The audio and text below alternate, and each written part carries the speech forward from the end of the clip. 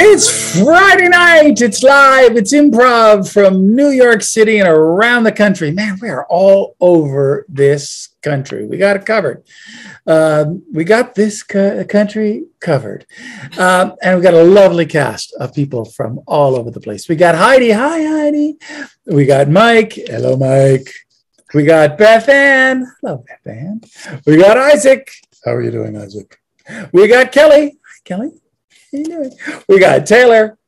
Taylor. We got Don. Big Don. Big Don. Oh, he poked me in the eye from Brooklyn to Jersey. Long, long finger. And last but not least, we got EJ. Hi, EJ, in her improv shed. And I'm your host, Scotty Watson.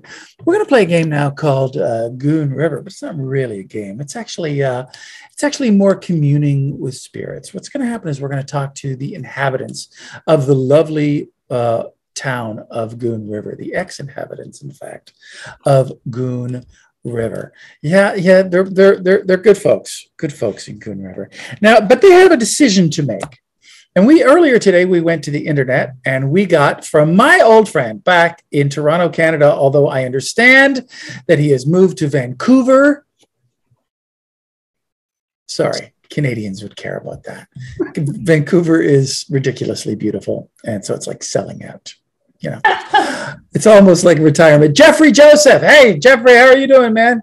What are you doing in Vancouver? He gave us a great suggestion. This is the big event in the life of the small town. The newspaper and radio station is closing down. Both the newspaper and the radio station is closing down. And I'll tell you something about the people of Goon River. For some people, this was bad. This was a very, very bad thing. But others thought it was a great thing. They thought it was a wonderful thing for whatever reasons they might have. You know, the people of Goon River are complex. They're interesting people. They're good people, but they are opinionated. So nobody's on the fence. They're either for it or against it. So why don't you, as actors, take a second, get yourself together, channel the people of Goon River, and we will dive in. Let's start with Figgy Hogglebottom. Figgy Hogglebottom. Yeah, that's right. Hi, Figgy Hogglebottom. What did you do in the town of Goon River? I was a janitor at the local high school. Oh, cool. That must be an interesting job. I got to know all the kids and the teachers and other janitors, and we're unionized, so we have a lot of that type stuff. Sure. That's great. Tell me, Figgy Hogglebottom, am I saying it right? Yeah. Okay, cool. Figgy Hogglebottom. The newspaper and the radio station closing down. Were you for it or against it? Well, I'm against it. How are people going to be able to get their news unless they have a place where they can get it, both audio and visual? Sure, that makes sense. Yeah. I both audio and visual, also you could read it. Yeah, sure. Okay. Thank you, Figgy. It's been nice talking to you. Karen is it Noseberry or Nosebury? Noseberry. Oh, nice to meet you, Karen Noseberry. What did you do in the town of Goon River? In the town of Goon River, Karen Noseberry is the president of the HOA and the Neighborhood Watch. Oh, that's so you kind of have your finger on the pulse of what's going on here. Yes, and yes. Oh, excellent. So tell me, the radio station and the newspaper closing down, is that a good thing or a bad thing? It's a good thing. It's a good thing because they just spread fake news all the time that I cannot keep under tabs. So I'm glad it's closing. Keep under tabs. Very interesting, because you feel like you can't control the news that comes out. Yes, and I need to control the news that comes out. Okay, That is a very interesting that's a very interesting take on things. Mo Bulmut, am I saying that right, Mo? Yeah, that's a Bulmut. Thank you very much. Bulmut. Yeah, Bulmut. Mo Bulmut. So what did you do? Thank you very much. Good. What did you do, Mo? Well, I ran the ferry, the Goon River Ferry, passed down from generations. Where did the ferry go from and to? Well, it went from Goon River to Hills of Poppin. Hills of Poppin, yeah, the neighboring, right across the bay. Right across. Yep. Yeah. Okay. That is great. Tell me about the newspaper, the radio station, that whole thing. Is that good for you or bad for you? It's good. It is. Closed down long ago. Why, for Pete's sake? They spread rumors about me. They published untruths, said I was stealing money. Well, all lies, all lies, all lies, all lies. Okay. Well, we'll figure it out as we go. Miss Dolores Stiffbottom. Am I saying that correctly? Because it doesn't feel right. It's Stife Bottom. Stife bottom. Miss Dolores. It's interesting in this day and age. Someone would say Miss. Yes, well, that's me. I'm a miss. Oh, what did you do in the town of Goon River? Well, I basically was the town's failure. That was my job. I was an ex-wife, a recycled wife, you might say, put on the heap. Okay. That's an interesting career path for those of you at home that are thinking about maybe getting into something else. Feels easy to get into. The town failure. The town failure. Now, the newspaper and the radio station shutting down, were you for that or against it? Wow. I think it's a terrible idea. I mean, I'm not one for the daily rags so much, but I do like me a disc jockey, and I gotta hear my Barry Manilow in the morning. Yeah, Barry in the morning. Yeah. And there's Women's Hour in the afternoon. What am I going to do without that? Maybe you could actually hang around with other women. Hell no. It's how I became a useless ex-wife of the women. Okay. I'm sorry I brought that up. Farrah Frank, what did you do with the town of Goon River?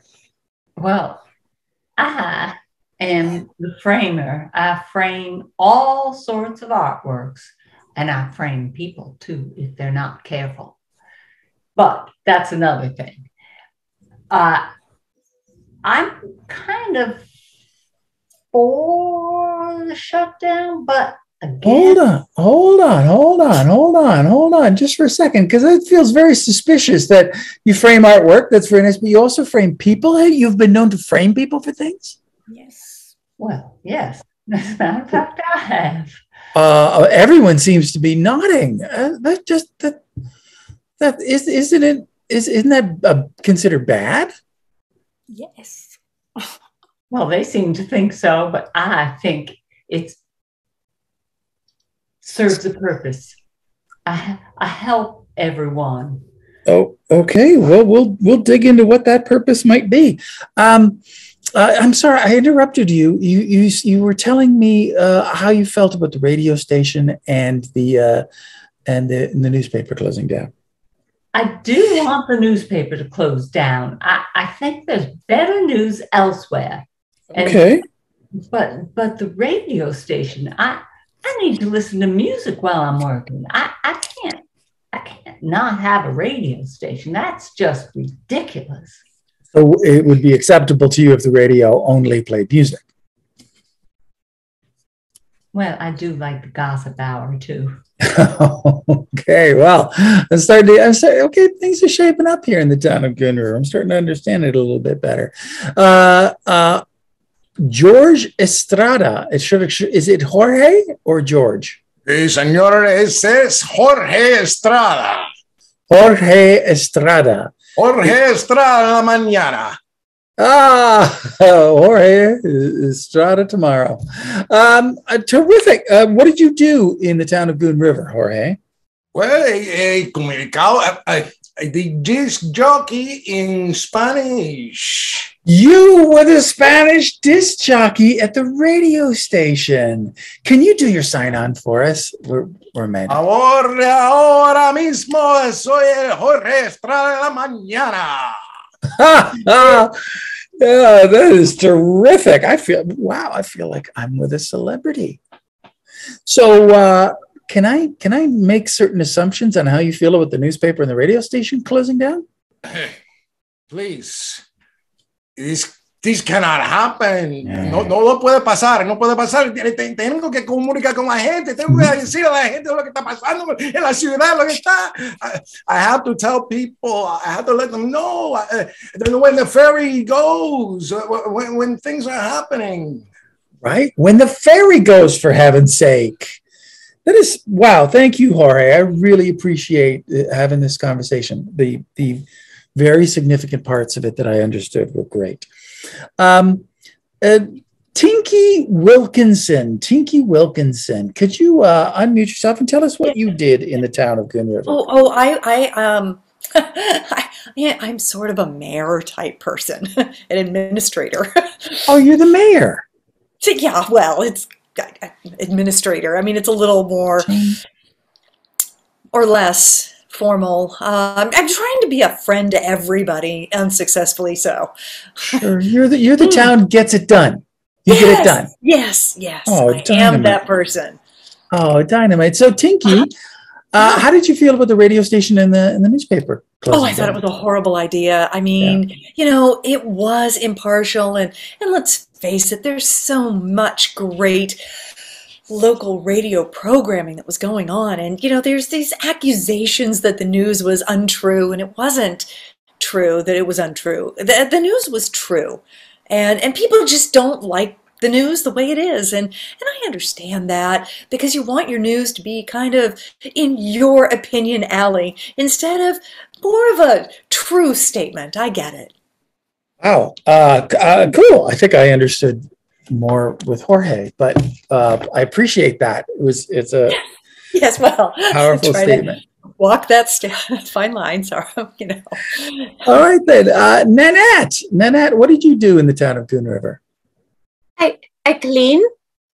I clean up. I clean up the town. I take up the garbage. I throw the garbage out. Oh, you sanitation commissioner, sanitation person.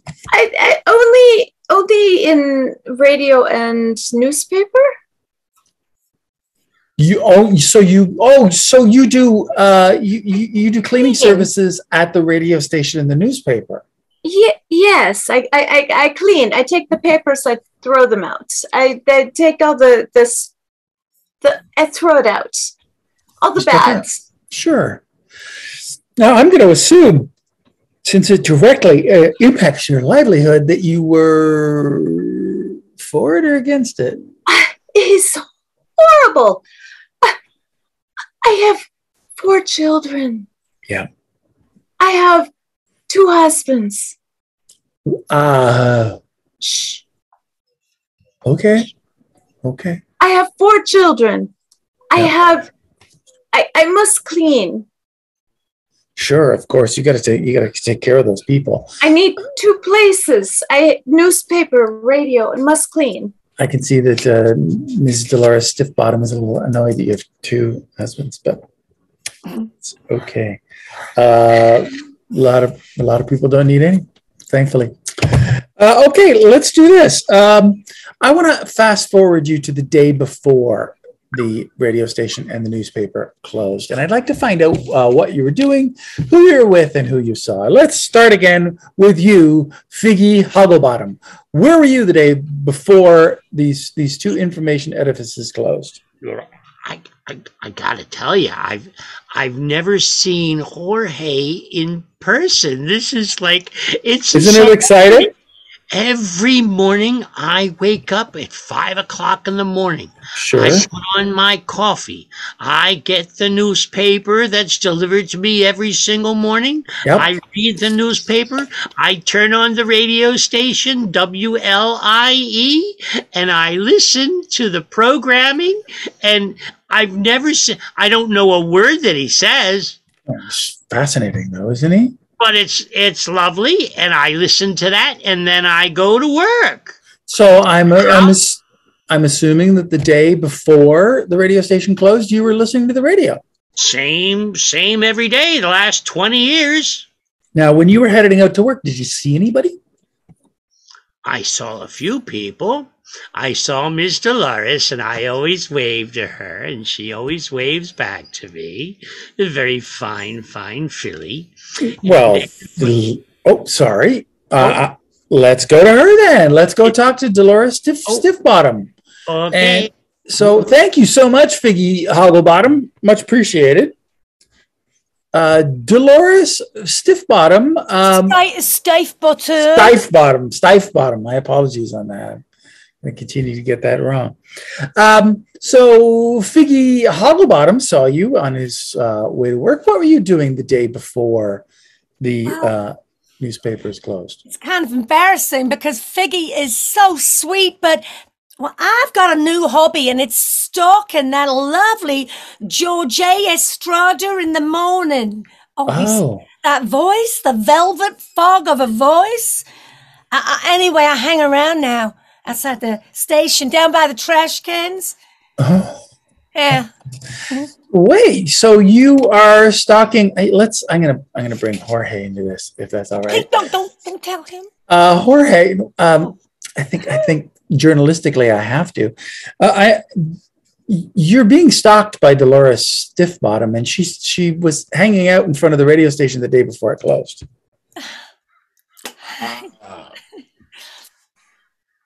Hola, señora. I was inside doing my show. I do my thing every day. Every day I do my thing. And I talk to the gente, hablar con la gente, decirle lo que está pasando, todo lo que está pasando, el tiempo de la feria, todo para que la gente sabe lo que está pasando. Eso es lo tan importante. Just stop! I can't take it anymore. I'm getting the vapors. Well, certainly makes a lot of sense. Now, to report on the news, you must have a big window that you look out. Did you see anybody on the street? You're the morning man, so I imagine it's pretty early in the morning. Es Jorge de Estrada mañana. No veo la ventana. Bueno. I was looking at la ventana, the window. I see a lot of people, but let me specifically ask this, because Ms. Dolores Stiffbottom was near where the trash was. Did you happen to see Nanette that day? Oh, yes.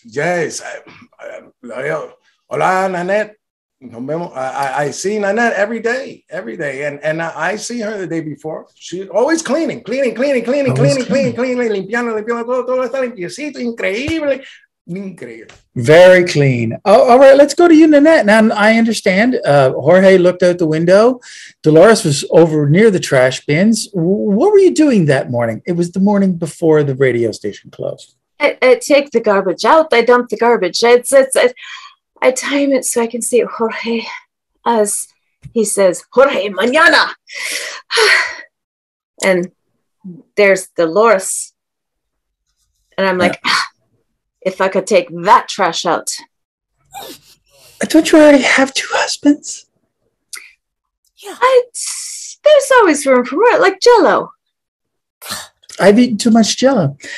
Okay, so you're going from the radio station and the newspaper to the garbage. Did you happen to see anybody that morning while you're doing your rounds? I happened to see the ferryman walking by. The Mo Beaumont. Yes, and he was lurking. Lurking like this. Oh, hang on. I love that word. Thank you so much, Nanette. Mo, Nanette saw you lurking What were you doing lurking? Yeah, well, that's how I walk. I lurk when I walk.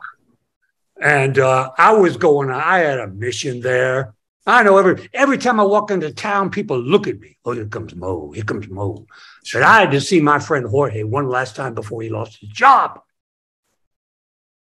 So you're going to go and see Jorge. I was going to go see Jorge because I'm going to talk him into joining the ferry business with me when that damn station closes. Ooh, that's an interesting. Okay, the plot thickens. Now, let me ask you if you saw somebody, because there's somebody in this town who has their finger in every pie. They got their eye in every window. Did you happen to see Karen Nosebury? Oh, Karen, sure I saw her. She's in everything. She was hiding in the closet in Jorge's office. She thought I didn't see her, but I saw her. Karen, you were in the closet? What were you doing in the closet? Well, I was trying to come out of the closet, but that's a very difficult thing to do when so many people's around trying to frame me, you know. Oh, hang on. When you say so many people trying to frame me, that really reminds me of somebody. You know, I'll just come on out and say it because that's just the type of person I am. That Farrah Frank is always framing somebody. She's trying to set you up. She's been trying to get my job for years. Okay. Then I'm gonna go and ask her about that. Are you comfortable if I just Oh yeah, she'll never admit it though. Farrah, are you trying to frame Karen Nosebury for something? No, I'm just trying to help her come out. Help her come out? She's trying to come out, and I'm trying to help her. If you're saying come out of the closet, it's a literal closet. It's not a figurative closet in this case. It's actually, she was in an actual physical closet. That's all I'm saying. That's what she says. Oh, so you're gonna go. Farrah, it's very rude to out people in any situation. Whether I'm a framer. No, I appreciate that. You see, I think what's happening here is when something has two meanings, you often use both simultaneously. Perhaps. And perhaps not. Perhaps not. All right. Well, we're gonna try to get to the bottom of this because I have the feeling you are trying to frame Karen for something. Well, there's only one person I haven't talked to. Farrah, would you like to frame somebody right now? Well, I just want to say that I had gone over to the trash bins and tried to stop Nanette from throwing all the newspapers away because I need them when I'm framing. I need to put them down on my table so that I have some place to place the frames where they aren't damaged. And there won't be any more newspapers. So I saw all the funny business going on at the trash bins. Well, let me ask this. Did you happen to see Tinky Wilkinson at the trash bins? Because she's the town administrator. Were they nearby? Were they doing anything? Well, I don't want to frame her. So you so do. Exactly. You want to frame people. That's literally your thing. No. Not Tinky. I don't want to frame Tinky. If I may, Farrah never frames me. I have been trying for years to get her to frame me. I have done some of the most unsavory things in the world. Like, I went to the trash can. I was hiding, and I saw the little tete-a-tete between Nanette and Miss Dolores. And then I saw them both stalking Jorge. And I watched as Mo came up, and he was stalking. And poor Karen stuck in that closet like that forever. And Figgy, oh my God. See, I know what's going on. Farrah will never frame me. I want her to frame me, but she just wouldn't do it. So I was watching everybody come together in that sort of, administrative way one does. And And I just noticed that everyone was a little peculiar in their skulking the day before everything shut down tragically. Wow, Farah, you want to get on that as a frame thing. Because that is a lot. There's a lot going on there. There is. Frame me. No. Damn it. So disappointed. All right. I try. I'm going to move you all forward 24 hours. Oh, sorry. Did you have something else to say, Farah? No. I'm going to move you all ahead 24 hours in time to the day that the radio station closed. Now, I understand that was it was first thing in the morning. They had a little ceremony. They locked the doors. And the very first person on the scene, of course, was Figgy Hogglebottom. And I understand unfortunate incidents happened. So maybe, Figgy, you can tell us what unfortunate incident befell you. You see, if we listened to the radio station WLIE every day, we wouldn't have that vernacular dispensation. I know. I do have a vernacular dispensation. I know. So I can't understand why anybody would not want to have the radio station. But sure enough, I didn't even know that they had signed off, because I guess Jorge had said it in another language and I wasn't even aware. So as I'm walking to work, I see that the radio station had a little ceremony. It was a cute little ceremony. Nice. And I thought maybe it's because it's that time of year when people are planting the plants, and maybe it's a traditional festival that I didn't really know about that might have happened in some Latin American country. Because I don't understand a word that he said, but I love that, hearing it. Sure. So you saw the thing and you went over to it, and what happened? I went over and I picked one of the flowers, and little did I know that there was a cucaracha underneath there. It grabbed my tongue, it pulled it out, it cut it off, and then I ended up talking myself to death. Without a tongue. Oh my God, that's awful. And so did you just kind of collapse right there? Right there in the middle of the thing with the flowers and the door and the little celebration. It was a lot. Oh, Figgy, yeah, that's awful. Now, I understand that the next person on the scene was Karen Noseberry, who had her nose to the grindstone at that time. Karen, you saw what happened to Figgy. What then happened to you? Well, as I was trying to process what happened to Figgy, because that was something. Yeah. I finally get out that closet, and I'm walking beneath the window, and beneath the window, as I look up from the window, Nanette's dropping papers down, just garbage full of papers. Sure. And they start cutting me, and I get paper cuts all over my body. And it just slit me left, slit me right, just cut, and I died from paper cuts. Thank God there was no lemon juice nearby, because then it would have hurt too. I guess it hurt. I'm sorry, Karen. That's awful. Dying of paper cuts. That's just terrible. Now, Nanette, you were throwing paper at the window, and you killed Karen. What happened to you?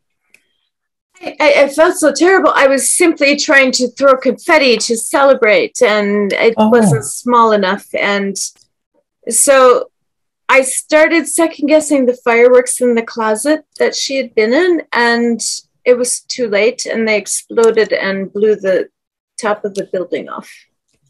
So you threw, and then you went in, and the top of... It was a party. It was a festival. It was a celebration. It was supposed to be big. Jorge, he needed to be mine. Wow. Okay. And I understand that you arrived on the scene exactly as everything blew up. What happened to you? Well, I was mad as hell. I brought my gasoline. I was going to torch that place. And then I see the fireworks going off, and the roof shooting straight up. I'm watching it from underneath. And before I know it, I slip on one of those pieces of paper that Karen slipped on, fell on my back, and the corner of the roof hit me right in the eye.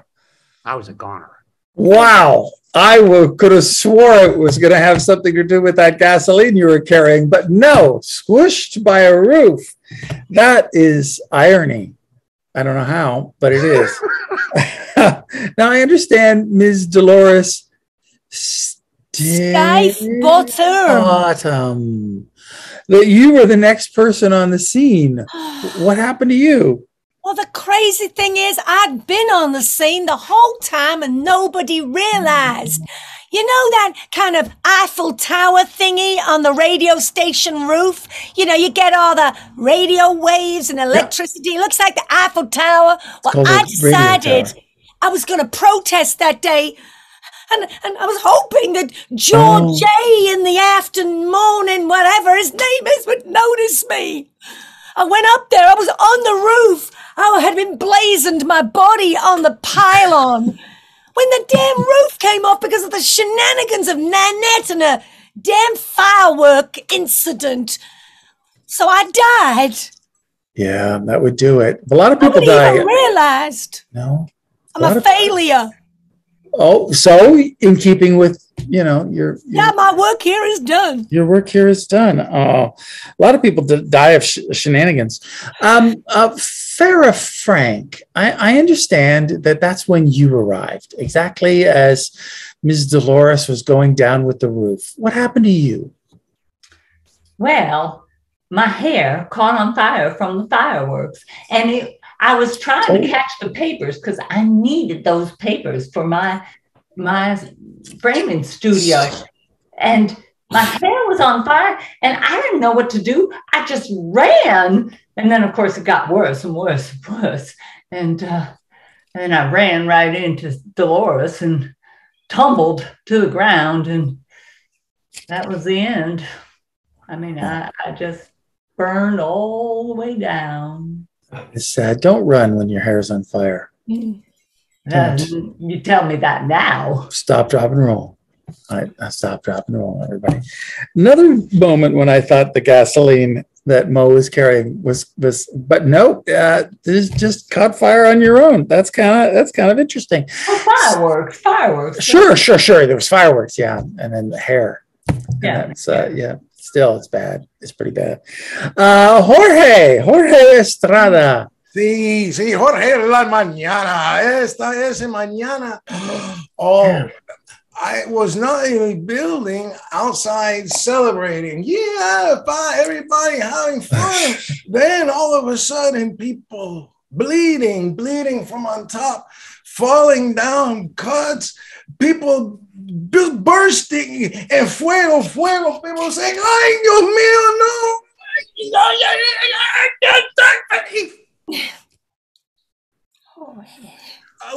A lady ripping off her clothes. I think it's Miss Dorothy, who's far away. She ripped off her clothes. Yeah, she did that. And the building blow, and the tower. The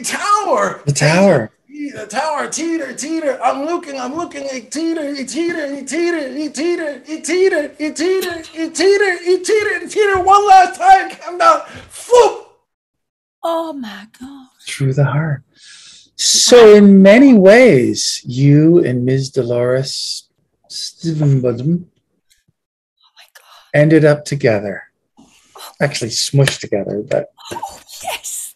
Oh, sad state of affairs. Well, I'm glad to say that the last person that we're talking to is the person in charge of this whole mess. The not quite mayor. Administrator mayor. Yeah, that's true. I have to say that this feels like it's all my fault. And, feel free to frame me in the afterlife era because, I was not observing building code or any other safety code when I organized this little send-off of the newspaper, radio station, and everything else like that. And, I thought it was kind of romantic that Jorge and Miss Dolores were skewered together. Yeah, it was kind of nice, right? Anyway, so here's, I needed to burn the evidence. So the gasoline that Mo had brought, I sort of sprinkled all over the bodies and the rest of the building. But Sure, that's the best way to get rid of evidence. Yeah, go on. it is. You know, I just following the arsonist handbook, and unfortunately, I splashed a little on myself. And well, as you know, Jorge so eloquently put it, fuego, fuego. That was me. Just a great big fuego kababi thing type, you know. Wow. Yeah, and since everyone was dead, there was no one to put me out. I'm really sorry that happened to you, but very happy that we used the gas can. I appreciate that. That at least makes me. Well, you know, I hate, if nothing else, as an administrator, I had to use what was within my reach. Yeah. Waste not, want not. Well, exactly, that's the phrase. It is very sad, and for all of you, and thank you for going through that sad moment. As sad as it was for you, it was a lot of fun for us and those of you who are watching from home. Hey, it's Friday night. It's live improv. It's New York City. We got a great cast, and we got more improv coming at your face, so you stick around.